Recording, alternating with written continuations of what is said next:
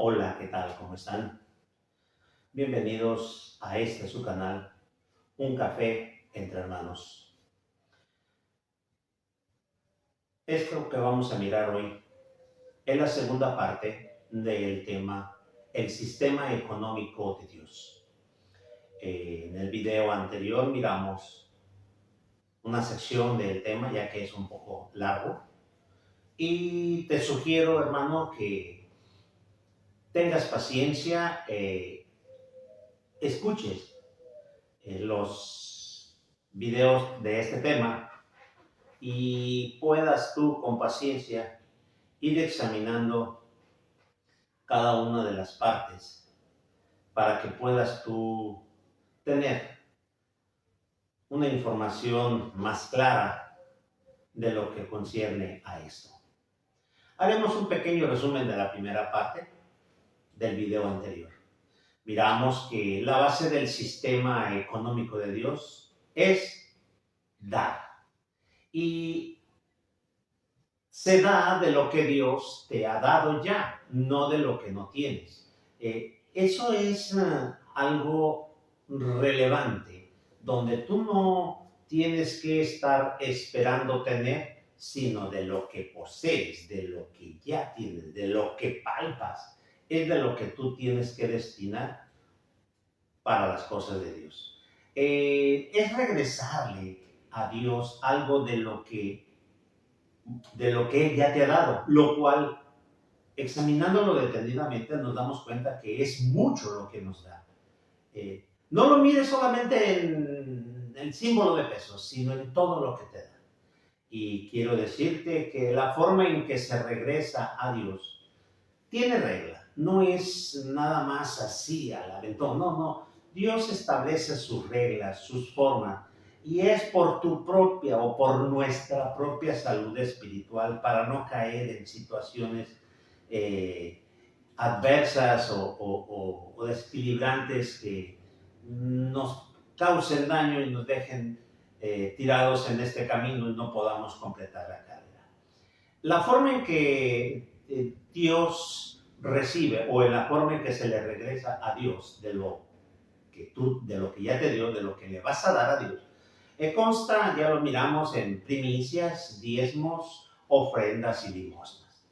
Es muy importante resaltar que quienes dan esto es los que ya lo han entendido plenamente, no superficialmente, porque si solamente es un aprendizaje a la ligera, sin analizarlo, sin meditar las cosas, miraremos que podrás hacerlo 1, 2, 3, 4 veces y ya no lo vas a hacer. O si lo haces, lo vas a hacer molesto, de mala gana, sintiendo que estás sufriendo un despojo. Y quiero decirte que así no es correcto. Tenemos que saber para qué quiere Dios o por qué quiere Dios que le devuelvas de lo que ya te ha dado. Es importante saber la causa, la razón por la que te pide. Y en el video anterior, recuerdo que hablamos de que la razón somos nosotros mismos. Es el mismo pueblo. No va a desprenderse de nada el pueblo sin recibir nada a cambio. Es por causa de nuestras propias necesidades, en este caso espirituales, que Dios nos pide que demos una parte para poder satisfacer tus necesidades espirituales. Dirás, no entiendo, es que no he visto el primer video. Vuelvo a insistir, búscalo y vas a poder ir entendiendo esto mejor. Mira, te lo diré rápido. Si tú quieres algo en la vida, ya sea que quieres ir a una escuela de prestigio, tienes que pagar porque te eduquen. Quieres que te enseñen a nadar, tienes que pagar porque te eduquen. Quieres que te enseñen a hablar un idioma, tienes que pagar porque te eduquen. Quieres aprender a hacer algunas cosas, tienes que pagar porque te enseñen. Si en el mundo físico esto es la ley o la regla, ¿por qué no ha de hacer en lo espiritual? Ya que quien te enseña las cosas espirituales es un ser humano y algo. Y es un ser humano que tiene necesidades físicas, que este ser humano requiere a veces dedicar mucho tiempo para una enseñanza y tiene que dejar de cumplir con sus responsabilidades físicas para su familia. Bien, entraremos a la segunda parte. ¿Quién recibe lo que se da a Dios? Cuando tú checas la Biblia vas a encontrar que a lo largo y ancho de todo el tomo, de todo el libro, vas a encontrar que a algunas personas, hijas de Dios o miembros o creyentes, se les destina un trabajo muy especial y se les llama ministros. O sea, son personas que ejercen diversos ministerios. Yo te pido que veas la primera carta de San Pablo a los Corintios. En el capítulo 4 vamos a encontrar unos datos muy importantes que Pablo escribe y dice. Dice así, Primera de Corintios capítulo 4, verso 1 y 2. Téngannos los hombres por ministros de Cristo y dispensadores de los misterios de Dios. Mas ahora se requiere en los dispensadores que cada uno sea hallado bien. La regla espiritual, mi hermano, y lo dice la Biblia, es que cada uno de aquellos que enseñamos las cosas de Dios podamos enseñarlas o debemos de enseñarlas lo más verdadero posible que conocemos. Pero para poder saber la verdad de un asunto, se requiere mucho, se requiere dedicación, estudio, análisis, investigación. Y vuelvo una vez más a decirlo, se necesita tiempo. Por eso, hermano mío, San Pablo dice que somos los ministros de Cristo o administradores de las cosas de Dios. Voy a invitarte a que busques el libro de Efesios capítulo 4, y vamos a encontrar unos datos bien curiosos. Efesios 4, verso 11 dice así, hablando San Pablo y haciendo referencia de los ministros al servicio de Dios que van a ministrar al resto de la congregación o de los creyentes o del pueblo que no son llamados a este trabajo. Dice así, Efesios 4, verso 11. Y él mismo dio unos ciertamente apóstoles, y otros profetas, y otros evangelistas, y otros pastores y doctores, para perfección de los santos, para la obra del ministerio, para la edificación del cuerpo de Cristo. Hermano, yo te voy a decir una cosa. Esto a mí no me sorprende, porque cuando yo comencé en la búsqueda espiritual, comencé solo. Obtuve una Biblia y durante el promedio de 3 años estuve leyendo el libro, 2, 3 veces todo el libro. Muchas cosas comprendí, pero otras no las entendí. Fue necesario, pues, que se me asesorara, que alguien me empezara a enseñar, y para ello es esto, los ministerios que Dios deja a sus hijos, personas con una responsabilidad especial. Así que mi hermano, ¿qué pasó? ¿Qué sucede? Son ministerios diversos. Primero lo podemos mirar lo que es el pueblo de Israel, cómo aquel pueblo fue seleccionado por Dios, fue tomado de entre todas las naciones. No vayas a pensar que fue una tómbola o que Dios iba por ahí caminando y se lo encontró. No, el plan de Dios es perfecto y quiero decirte que hay un propósito. Dios determinó tomar de entre todas las naciones a una nación para que ésta a su vez desarrollare un trabajo, una misión espiritual especial. Sí, la nación de Israel no está en este mundo, no más porque sí, no.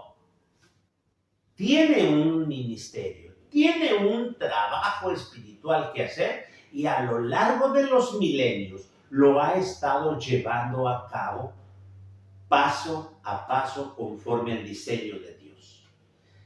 Dirás, no, hermano, no, ya lo desecharon, ya, no, hermano, ya hemos visto en algunos videos anteriores todo esto, pero vamos a ir una vez más. Veamos Deuteronomio capítulo 32. Deuteronomio capítulo 32, verso 8.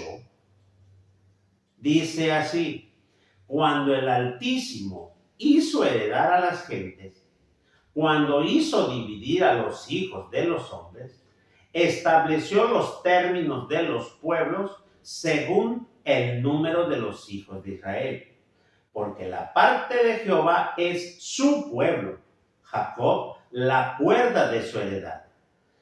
Hallólo en tierra de desierto y en desierto horrible y yermo, trajólo alrededor, instruyólo, guardólo como la niña de sus ojos. Quizás me escuches un lenguaje extraño, hermano. Estoy leyendo una versión antigua de Reina y Valera. La tuya quizás diga términos diferentes, pero es la misma enseñanza. Mira cómo Dios determinó separar todas las naciones. ¿Cuándo fue? Hermano mío, en la Torre de Babel conoces la historia cómo Dios confundió el lenguaje y se abrieron las naciones. Son 70 diferentes idiomas que surgieron de ahí, 70 naciones, y dice que es con relación a los hijos de Israel. Dirás, ¿pero por qué? Hermano mío, cuando Israel llegó a Egipto eran 70 gentes. Así que mi hermano, los tiempos no son iguales, los tiempos de Dios a los del hombre. Dirás, hermano, pero cuando se dividió los idiomas, son muchos años antes de que Israel existiera. En el plan divino no hay tiempo, simplemente se cumple. Y hermano, determinó Dios escoger a la nación de Israel para sí mismo. Lo escogió porque requiere que esta gente o esta nación lleve a cabo un trabajo muy especial. Ahora te voy a invitar a que leas capítulo 7 del mismo Deuteronomio. Pero ahora vamos a ver el verso 6. Solamente el verso 6. Deuteronomio 7, verso 6. Dice así, hablando Dios por boca de Moisés al pueblo: porque tú eres pueblo santo a Jehová tu Dios. Jehová tu Dios te ha escogido para hacerle un pueblo especial, más que todos los pueblos que están sobre la faz de la tierra. Lo escogió. Lo escogió. Y hermano, ¿quién puede decirle a Dios, oye, ¿qué haces?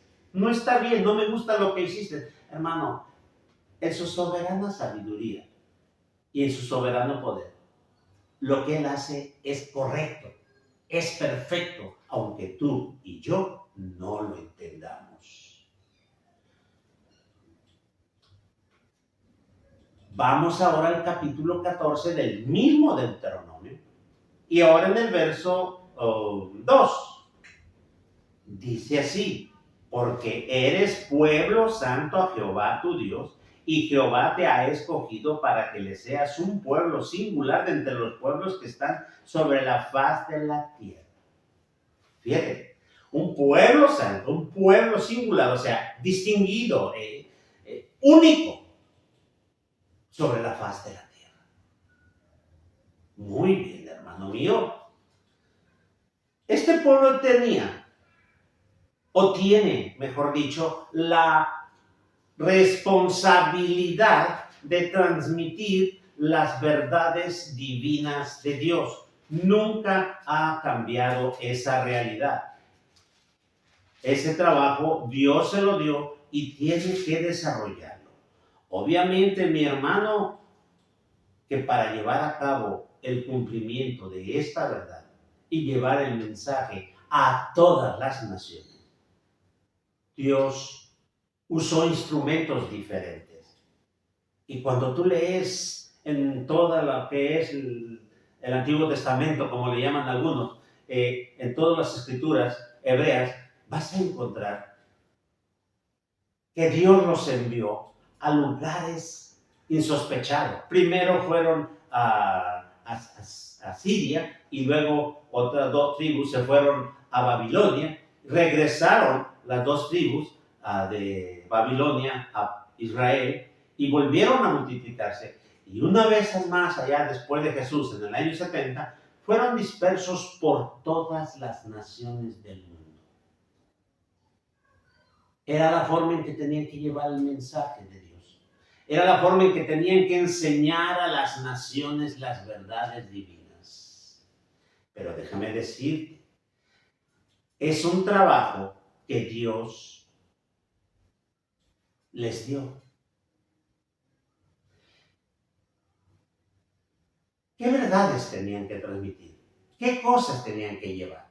Mira, dice el libro mismo de Deuteronomio, pero ahora vamos a ver el capítulo 26, verso 16. Dice así: Jehová tu Dios te manda hoy que cumplas estos estatutos y derechos.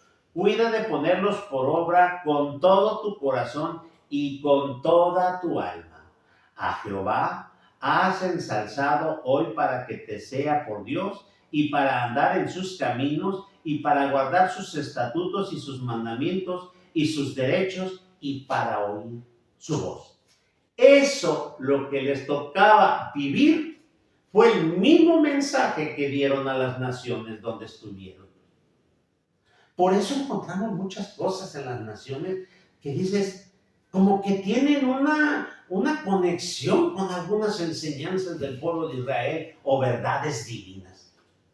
Hermano, los israelitas, a donde quiera que fueron, ellos vivían las verdades de Dios, cumplían sus mandamientos, sus estatutos, sus ordenanzas. Y los que lo veían, entraban algunos en la curiosidad de qué es eso. Y cuando con corazón sincero se informaban, quedaban cautivos por la realidad de las enseñanzas. Así se ha extendido la verdad de Dios. Así se extiende el evangelio de hoy en día. El mensaje que Jesús enseñó no es que vayas y levantes una congregación en una ciudad y empieces a cantar. No. Que la gente mire en tu vida que al cumplir lo que Dios dice, tu vida ha cambiado para bien. Si no, no funciona lo que dices. Muy bien. Tiene que ser un trabajo muy especial. Ahora bien, ¿quién le enseñó a toda esta nación? Obviamente, hermano mío, que cuando checamos la historia, vemos que los sacó Dios de Egipto y los trajo por el desierto, algo así como 40 años, vamos a redondearlo. 40 años. En esos 40 años, en los primeros 50 días, llegaron al Sinaí y recibieron las tablas de la ley.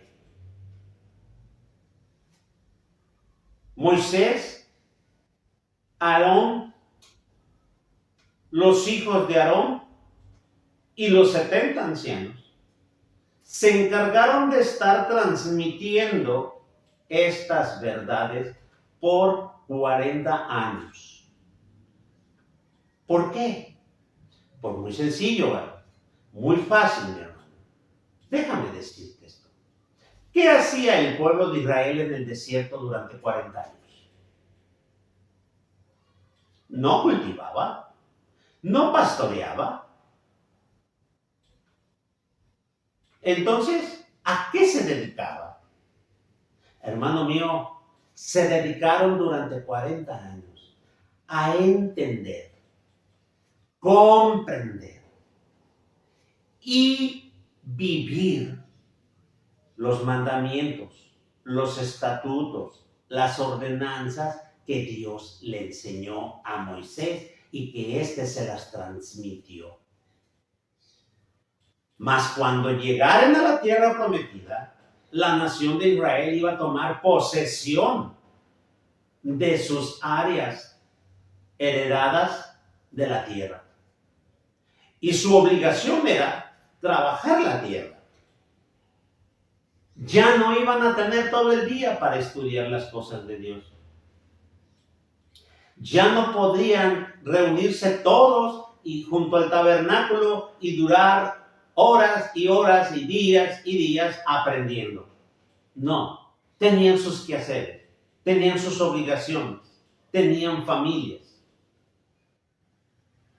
Por eso Dios determinó con anticipación seleccionar una tribu, la tribu de Leví, la cual Dios escogió para que esta tribu fueran los ministros que estuvieran enseñando y ministrando los sacrificios y todas las cosas de Dios. Aarón es levita. A él le tocó la responsabilidad y a su descendencia de ser los sumos sacerdotes, lo que se hacía del lugar santísimo hacia adentro y se consideraba la máxima autoridad espiritual.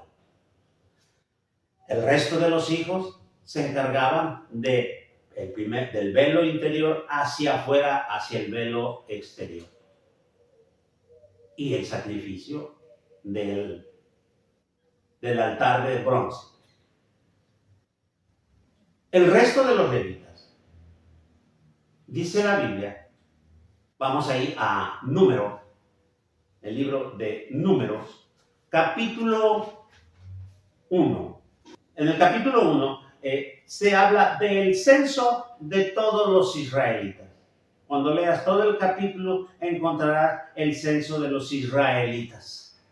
Mas en el libro de Números, en el capítulo 1, verso 47 dice: pero los levitas no fueron contados entre ellos según las tribus de sus padres, porque habló Jehová a Moisés diciendo: solamente no contarás la tribu de Leví, ni tomarás la cuenta de ellos entre los hijos de Israel. Mas tú pondrás a los levitas en el tabernáculo del testimonio y sobre todos sus vasos y sobre todas las cosas que les pertenecen.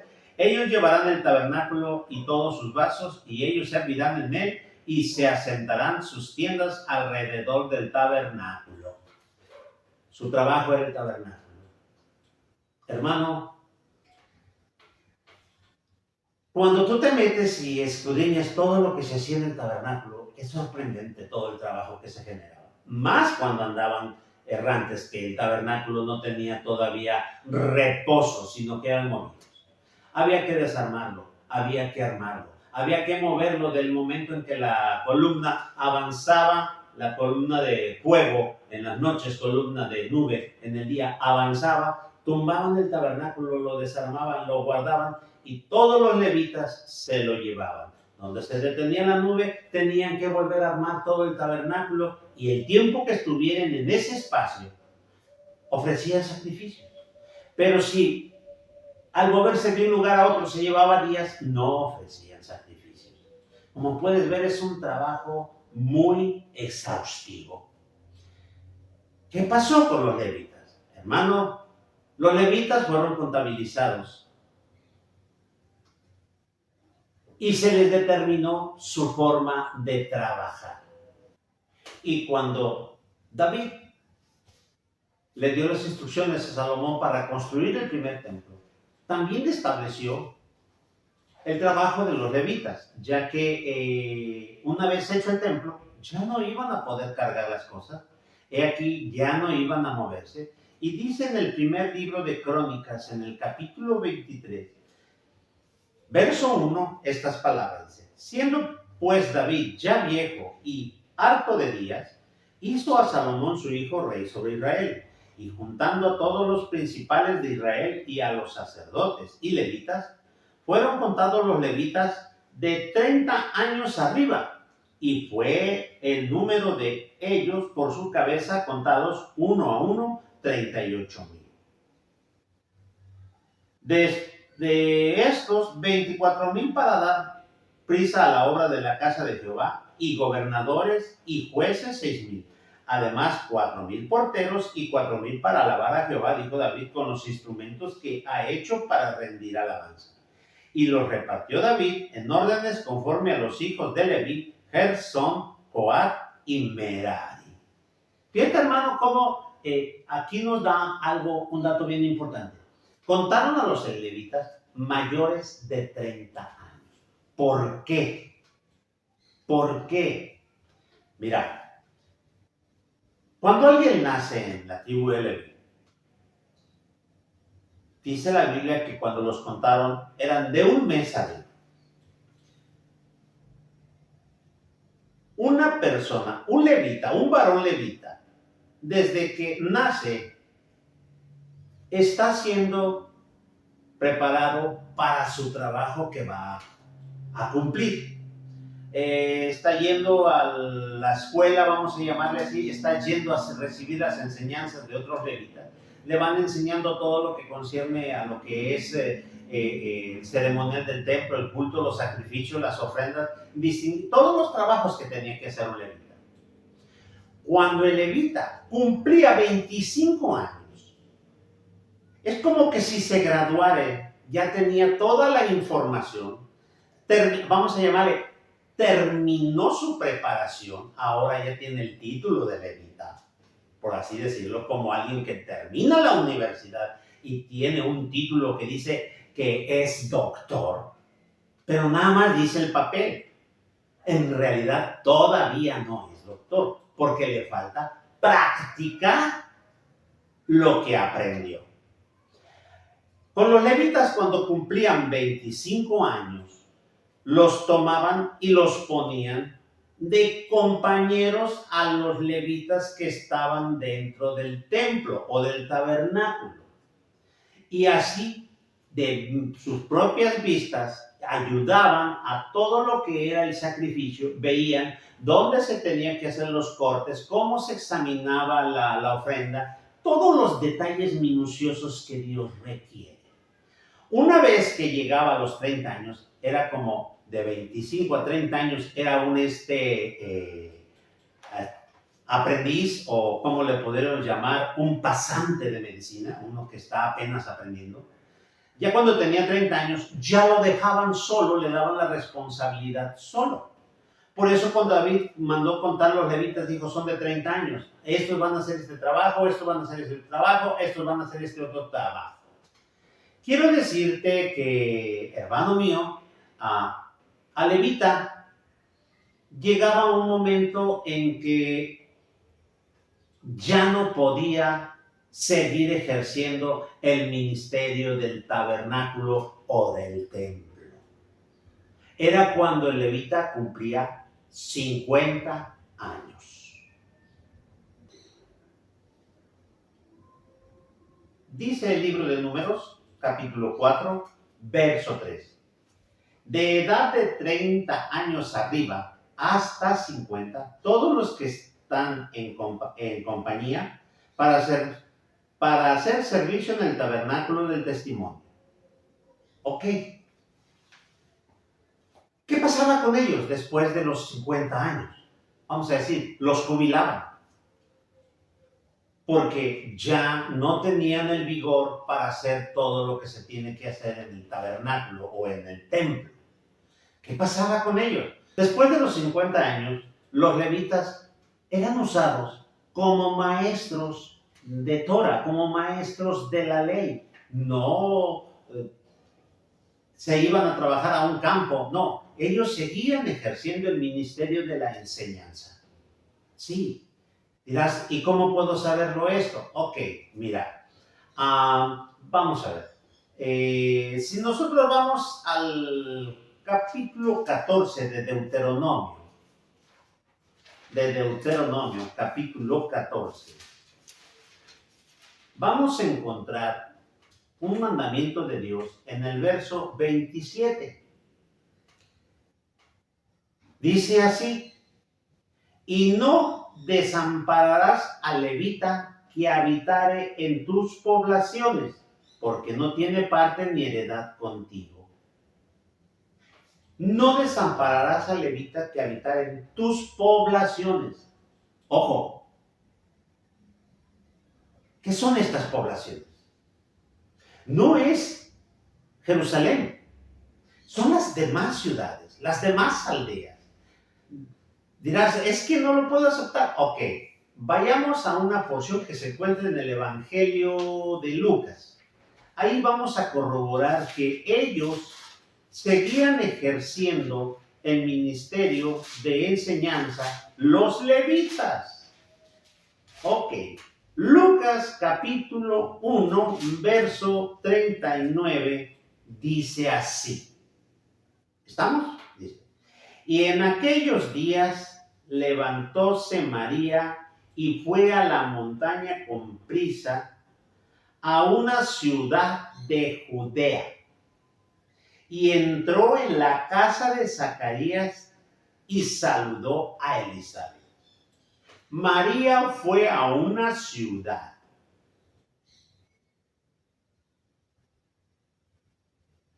a las montañas de Judá, donde vivía un Zacarías.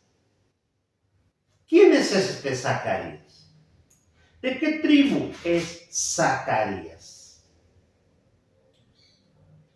Vayamos al capítulo 1 del mismo Lucas, pero ahora al verso...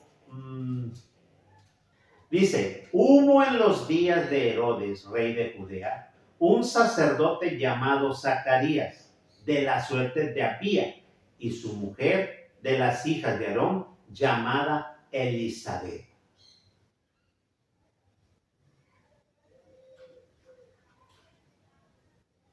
Es levita,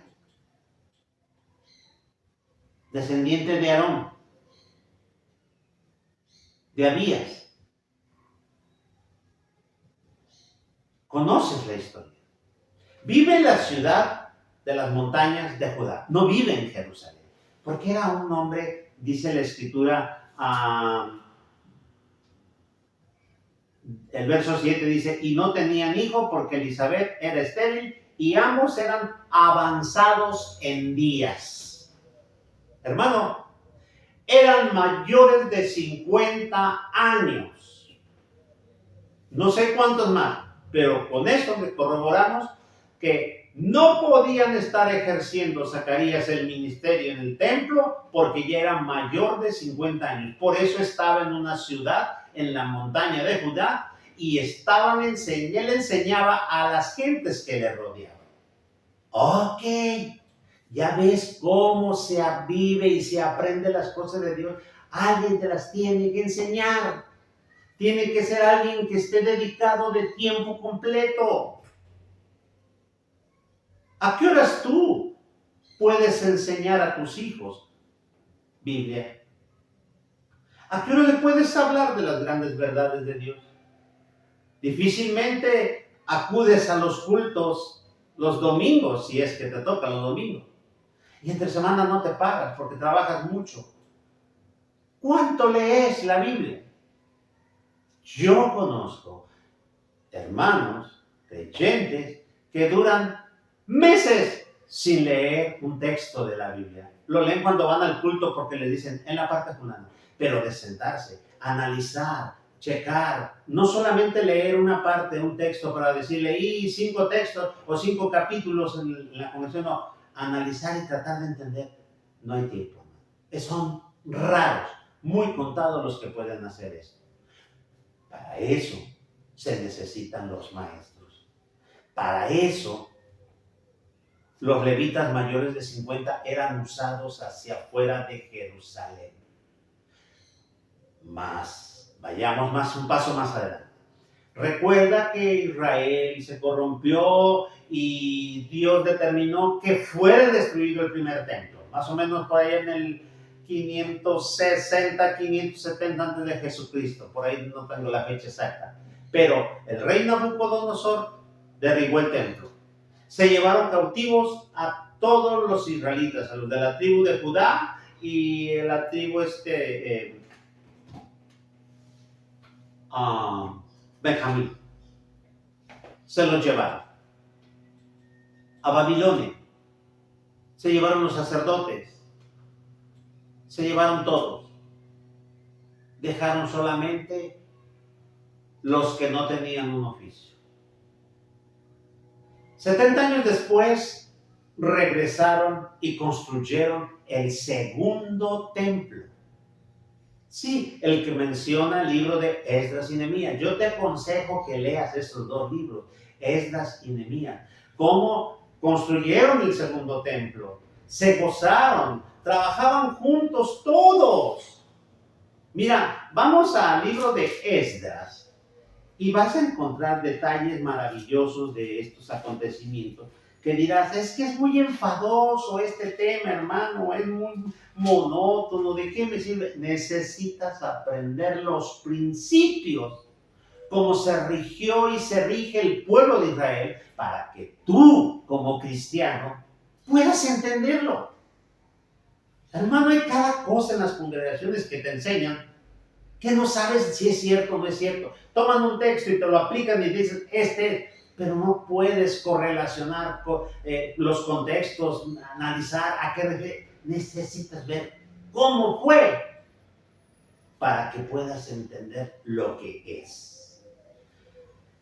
Esdras capítulo 6, en el verso 14 y 20. Fíjate lo que dice. Y los ancianos de los judíos edificaban y prosperaban conforme a la profecía de Ageo profeta y de Zacarías hijo de Ido.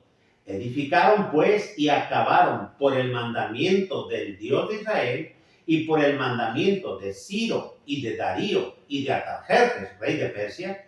Y esta casa fue acabada al tercer día del mes de Adar, que era el 6º año del reinado del rey Darío.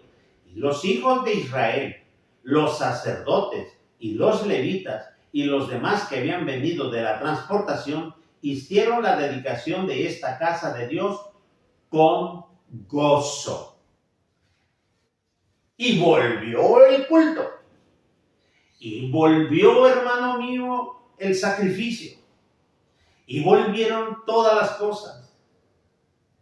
Todo lo que se hacía en el primer templo se comenzó a hacer otra vez en el segundo templo. Y los levitas comenzaron a hacer sus partes, sus trabajos, sus funciones. Los sacerdotes hicieron lo suyo. Todo iba bien. Todo iba viento en popa.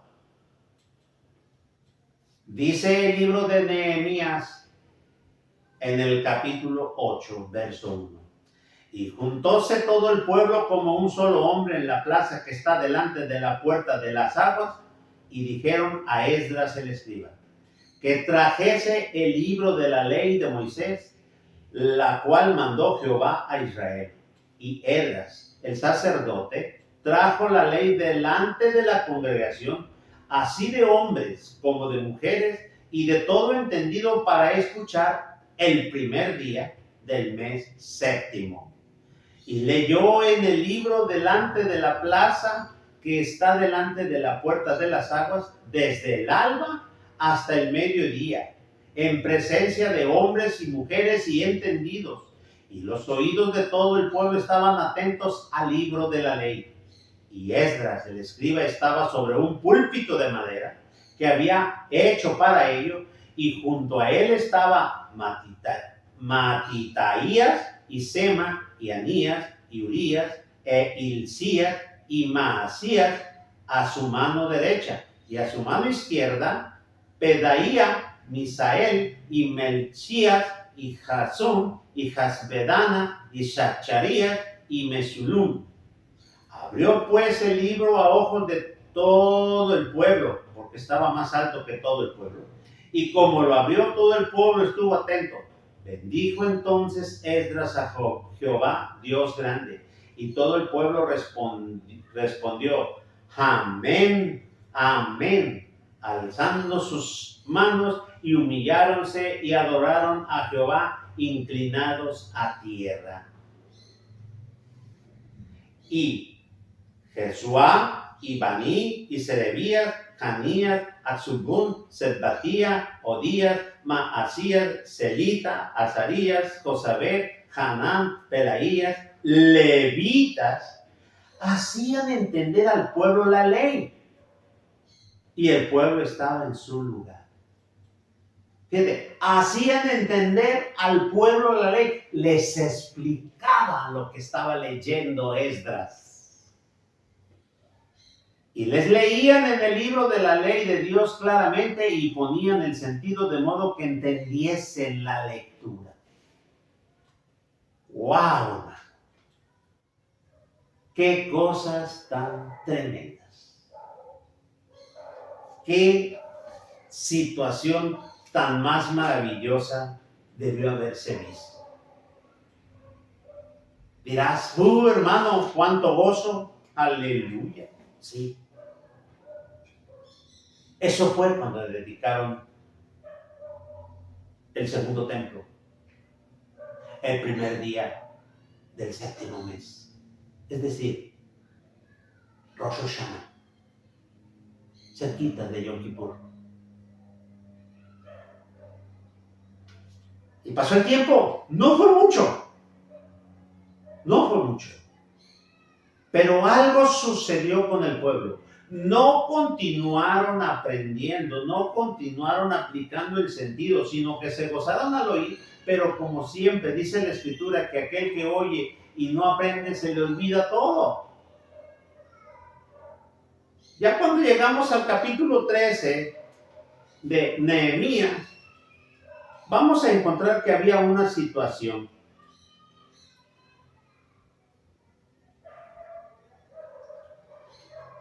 Nehemías capítulo 13, verso 4 dice, y antes de esto, Eliasib, sacerdote, siendo superintendente de la cámara de la casa de nuestro Dios, había emparentado con Tobías y le había hecho una gran cámara en la cual guardaban antes las ofrendas y el perfume y los vasos y el diezmo del grano y del vino y del aceite que estaba mandado dar a los levitas, a los cantores y a los porteros y la ofrenda de los sacerdotes. Mas a todo esto yo no estaba en Jerusalén, el que escribe Nehemías, porque el año 32 de Artajerjes, rey de Babilonia, vine al rey y al cabo de días fui enviado del rey. Y venido a Jerusalén, entendí el mal que había hecho Eliasib en atención a Tobías, haciendo para él cámara en los patios de la casa de Dios. Y dolióme en gran manera y eché todas las alhajas de la casa de Tobías fuera de la cámara. Y dije que limpiasen las cámaras e hicieren volver allí las alhajas de la casa de Dios, las ofrendas y el perfume. Entendí asimismo que la parte de los levitas no se les había dado y que los levitas y cantores que hacían el servicio se habían ido cada uno a su heredad. Y reprendí a los magistrados y dije, ¿por qué está la casa de Dios abandonada? Y los junté y los puse en su lugar. Aquí, hermano, es donde tú puedes entender lo que está escrito en Malaquías 3:10. Lee el libro de Malaquías y mirarás que esto fue lo que pasó. Ya no les dieron a los levitas, ya no les dieron a los sacerdotes, ya no les dieron a los levitas cantores la porción que estaba destinada de lo que llevaban como ofrenda, como diezmos, como primicias, como todo. Ya no se los entregaron y no tuvieron otra alternativa más de que salir e irse a trabajar. Y dice que el templo quedó solo.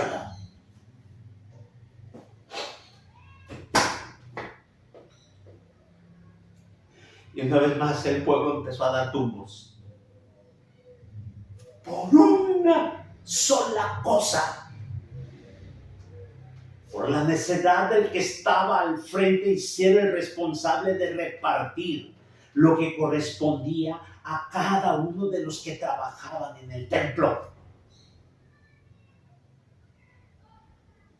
No lo daban. Se tuvieron que ir los levitas. Y el pueblo ya no llevó nada. Los pocos que quedaban ahí solo vivían, pero ya no enseñaban. Si tú sigues leyendo, vas a encontrar cosas tremendas. Ante la reprimenda, dice que una vez, y reprendía a los magistrados, en el verso 11 de Nehemías 13, y reprendí a los magistrados y dije, ¿por qué está la casa de Dios abandonada? Y juntélos y pusélos en su lugar. Y todo Judá trajo el diezmo del grano, del vino y del aceite a los almacenes. Y puse por sobrestante de ellos a Selemías, sacerdote, y a Sadoc, escriba, y de los levitas a Pedaías. Y a mano de ellos, Hanán, hijo de Secur, hijo de Matanías, pues eran tenidos por fieles, y de ellos era el repartir a sus hermanos.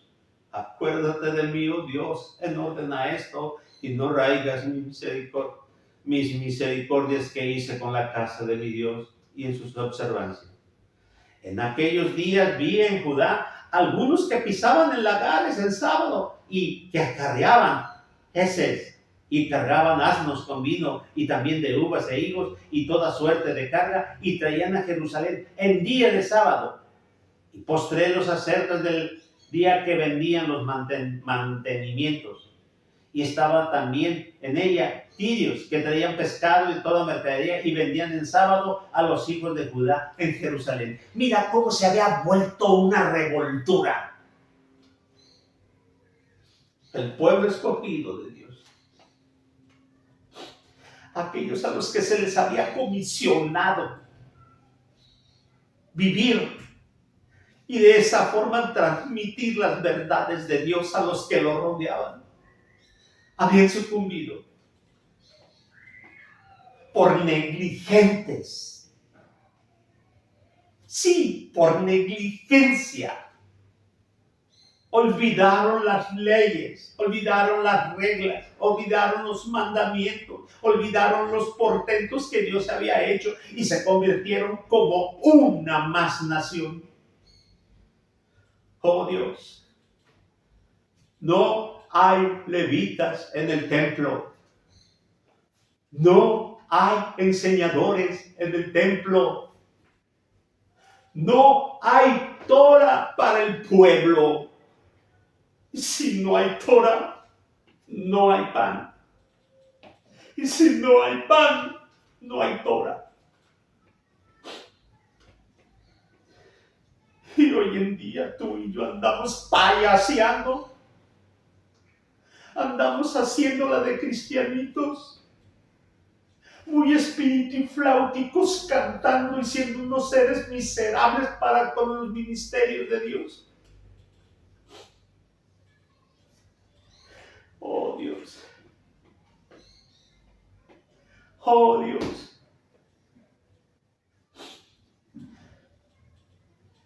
Mira cuán importante es todo esto. Cuando el pueblo cumple su misión física. Cuando el pueblo se acuerda de aquellos que los enseñan y le comparten de lo que Dios ha proveído para ellos en lo físico. Dios dándole seguridad al enseñador, dándole paz. El enseñador desarrolla sabiduría de lo alto y la transmite al pueblo. Y el pueblo crece en santidad, en conocimiento, en responsabilidad.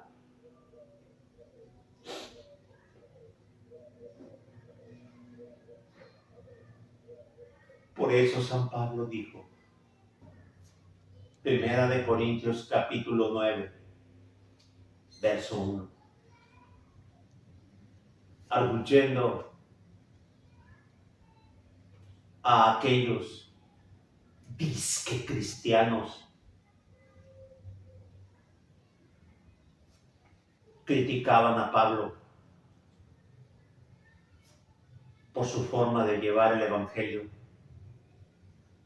A pesar de que había un espacio, Pablo, y por las noches construía tiendas de campaña para obtener recursos y seguir predicando, había también algunos que le enviaban ofrendas o le daban ofrenda donde estaba.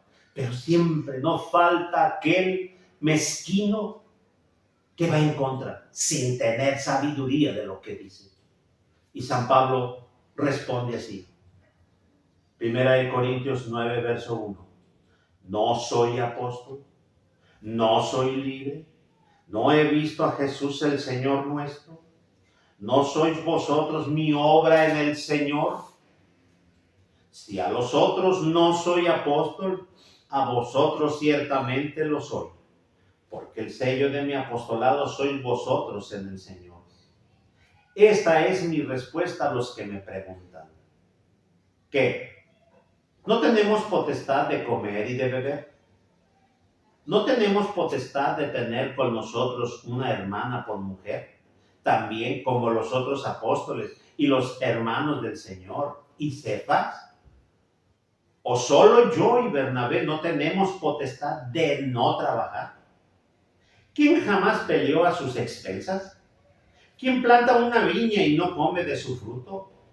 ¿O quién apacienta el ganado y no come de la leche del ganado? ¿Digo esto según los hombres? ¿No dice esto también la ley? Porque en la ley de Moisés está escrito, no pondrás bozal al buey que trilla. ¿Tiene Dios cuidado de los bueyes? ¿O díselo enteramente por nosotros? Pues por nosotros está escrito, porque con esperanza ha de arar el que ara, y el que trille con esperanzas de recibir el fruto. Si nosotros os sembramos lo espiritual, es gran cosa si segáremos lo vuestro carnal. Si otros tienen en vosotros esta potestad, ¿no más bien nosotros? Mas no hemos usado de esta potestad, antes lo sufrimos todo por no poner ningún obstáculo al evangelio de Cristo. ¿No sabéis que los que trabajan en el santuario comen del santuario? Y el que los sirve al altar, del altar participa. Así también ordenó el Señor a los que anuncian el evangelio, que vivan del evangelio. Mas yo de nada de esto me aproveché, ni tampoco he escrito para que se haga así conmigo, porque tengo por mejor morir antes que nadie haga vana esta mi gloria.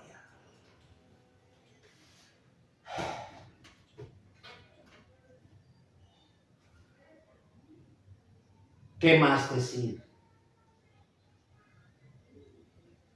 ¿Qué más incluir? ¿Cómo poder hacer que tu mente reflexione?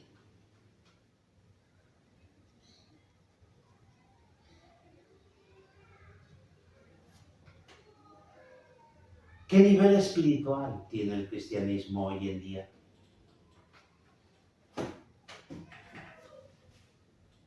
La congregación donde tú militas tu fe, ¿qué tan espiritual es?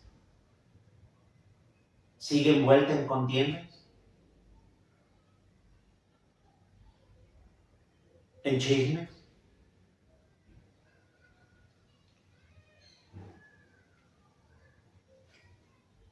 Hermano, te soy sincero,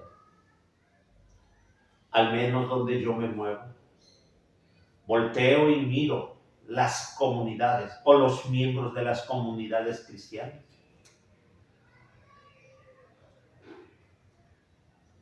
Y la mayor parte de ellos no difieren en nada de los ignorantes de las cosas de Dios, de las cosas del mundo. Andan enfrascados, dizque los cristianos, en las cosas del mundo. Pero en las cosas de Dios no, aunque digan que sí. Es simple. El árbol por su fruto se conoce. Si en un tiempo has caminado fuera de la verdad de Dios, detente. Vuelve a aquel que te creó. Vuelve a aquel que te escogió para que hables y vivas las cosas de Él. Vuelve al amor de Dios, que es el primer amor.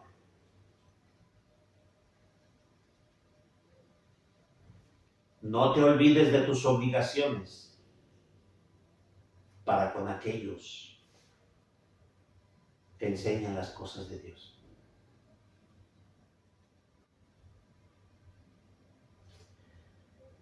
Hasta aquí dejaré esta segunda parte del tema, el sistema económico de Dios. En la próxima parte, la parte 3, miraremos